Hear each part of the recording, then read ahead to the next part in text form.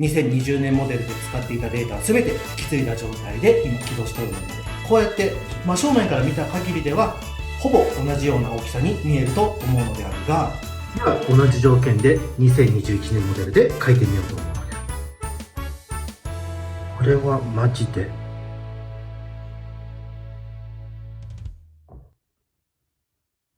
我は最果ての魔王ディープブリザードである。皆こんにちブリザードであるぞ。というわけで、ついにもう楽しみにしておったものが発売され、そして我が最果ての城にも届いたので、今回はな、それをちょっと見せたくてちょっとうずうずしておる魔王なのである。何かといえば、もうもうサムネを見てな、もう分かっておる方も多いであろう。こちらである。でねー、12.9 インチの iPad Pro 第5世代 Wi-Fi モデル 512GB のモデルを、今回買ったので、こちらを実際に使いながら2020年モデルの iPad Pro と比較して、そしてお絵描きツールとしてどれだけ進歩したのかというところを絵描き魔王目線で正直にレビューをしていこうと思うので、よければ最後まで見てもらえると嬉しいのであるぞ。こちらが2021年モデルの iPad Pro である。もうすでに iCloud を経由して2020年モデルで使っていたデータは全て引き継いだ状態で今起動しておるのである。そして Apple Pencil も第2世代のものをそのまま使うことができるので、2020年モデルもしくは2018年モデルを使っているものはそのまま引き継いで使うことができるのであるぞ。せっかくならな、やっぱりみんなどう変わったのか、実際どのぐらいの違いがあるのかというのを知りたいと思うので、こちらに昨年の2020年モデルも用意したのである。というわけで、こちらが2020年モデルの iPad Pro 12.9 インチモデル。そしてこちらが2021年モデルの iPad Pro。こちらも同じ 12.9 インチのモデルである。画面のサイズや縦横の比率などは全く同じものなので、こうやって真正面から見た限りではほぼ同じような大きさに見えると思うのであるが、実は1点大きな変更点があってな。上にあるのが2020年モデル、下にあるのが2021年モデルなのであるが、この音量スイッチのところよーく見てほしいんだけれども、2021年モデルが若干厚みがあるの分かるかな。このボタンのサイズと比較して左右の幅がちょっと大きめになっているの分かるかな。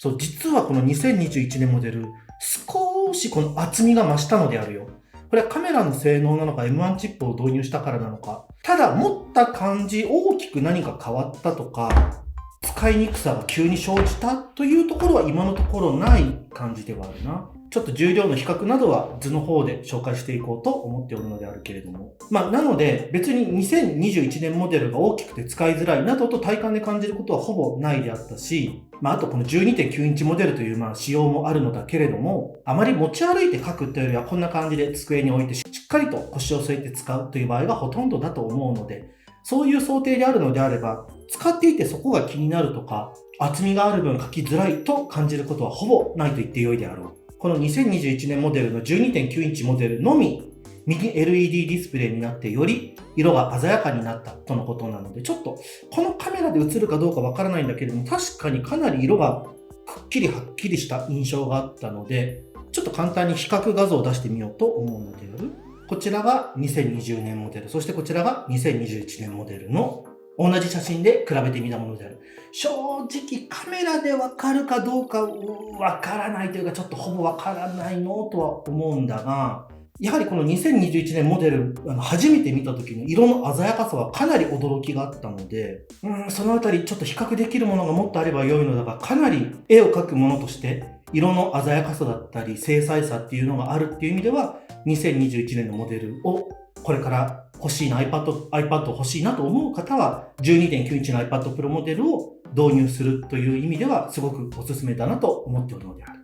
では次に iPad Pro 2020年モデルと2021年モデルでどれだけスペックの差があるのかというのを実際にお絵描きソフトを使って比較してみようと思うのであるぞ。iPad Pro 2020年モデル、そして iPad Pro 2021年モデルでどれだけ描画に差が出るのか、使い勝手が変わるのかというのを検証していこうと思うのであるぞ。大きめのこのガッシュというブラシを使って、で大きめのブラシ、これは50ミリサイズなのでだいたい500ピクセルぐらいかな。で、解像度350の A4 の用紙を使って、それぞれ同じように書いてみようと思うのである。まずはじゃあ2020年モデルの方を書いてみようと思うのであるぞ。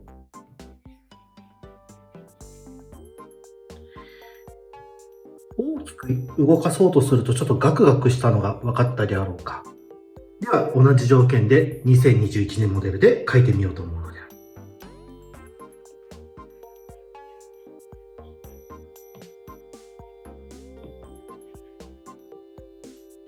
2020年モデルだと同じようにやろうとしても大きく処理落ちをしていたところが M1 チップを搭載した新しい2021年モデルの iPad Pro ではほぼ処理落ちなく描くことができるようになったのが分かったので、これだけでも絵を描く上でのストレスであったりとか表現方法の制限というのがなくなるということは、絵を描く者にとってこの iPad 新しい2021年モデルというのは大きな恩恵に預かることができると言っても過言ではないのである。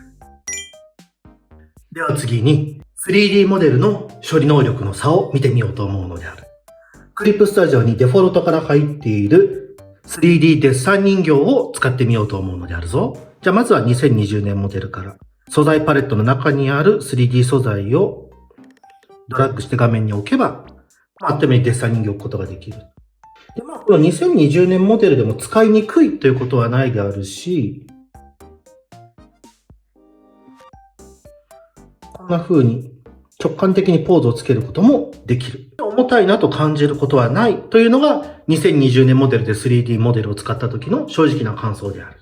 では次に2021年モデルの iPad Pro で試してみようなのである。この画面でわかるかどうかちょっとあれなんだけれども、動かした時のフレームレートがものすごく高くなったんであるよ。特別その処理がやりやすくなったとか素早くなったではないんだけれども、ものすごいこのカメラワークを回した時の処理がすごい早いんであるよ。このカメラだとわからないかもしれないんだけれども、動かした時の FPS、滑らかさがすごく2021年モデルの iPad Pro だと出ているなと体感できるぐらいすごい滑らかに動くのであるよ。こちらも別になんかその特段ガクガクになるとかそういうわけではないんだけれども、やや FPS が落ちているなとちょっと体感できる程度には動きの処理を感じるのであった。処理のかかる 3D の背景をちょっと読み込んでみようと思うのである。まずは、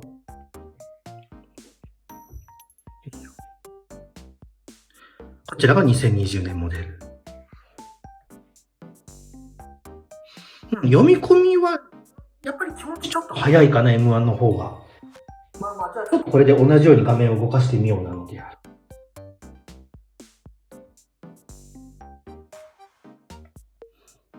やはり、これでも動画だとわからないとは思うんだけれども、こちらの2021年モデルの方が動かしている時のフレームレートが高くてすごい滑らかに動かせるようになったのである。なので、もう正直なことを言うと、2020年モデルの頃からそうではあったんだけれども、絵を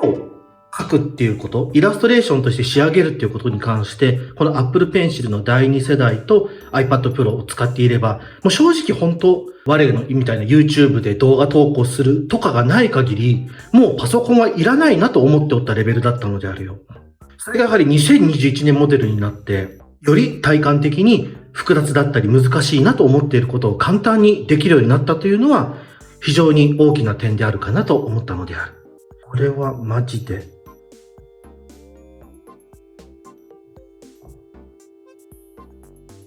すごい滑らかに動かせるようになったんであるような、2021年モデル。というわけで iPad Pro 2021年モデル、絵描き目線でのレビューなのであった。本当に2020年モデルから抜本的な改革があったモデルなので、使い勝手はどうなんであろうとか、M1 チップってどのぐらい処理が違うんだろうとか、あと絵を描く際に iPad Pro っても必要なのかとか、やっぱり今すごい安価なモデルの iPad だったり Air だったり mini とかが出ていて iPad Pro を選ぶ意味ってあるのかのっていう方多分いると思うんであるけれども、我個人の感想としては絵を描くものであれば iPad Pro を選べばまず後悔はしないクオリティとスペックだと思っておる。そしてその上で11インチと 12.9 インチであれば 12.9 インチの方が液晶であったりの色の表現度だったりとかも非常に高いので、本当にこれがこれから絵を描いていくものにとっての一番ミニマルなスタイルであり、ある意味究極のスタイルにもなり得ると思うので、まだな、我もこれを今日は購入した当日ではあるので、まだ大きく詳しく触ったというわけではないので、これからしばらく講座動画などで使ってみながら気づいたことや、2020年モデルと比較した時の違いなど、また分かった際には動画などで投稿しようと思うのである。また、この動画を見てくださっている皆様で、2021年モデルでこういうところはどうなんですかとか、2020年モデルや他の型番の iPad などと比べてこういう違いはあるんでしょうかなどあれば、ぜひ動画のコメントで書いてもらえると嬉しいのであるぞ。ではでは、なのである。動画のご視聴誠にありがとうなのであった。良ければチャンネル登録、高評価、そして SNS のフォローなどよろしくお願いいたすのであるぞ。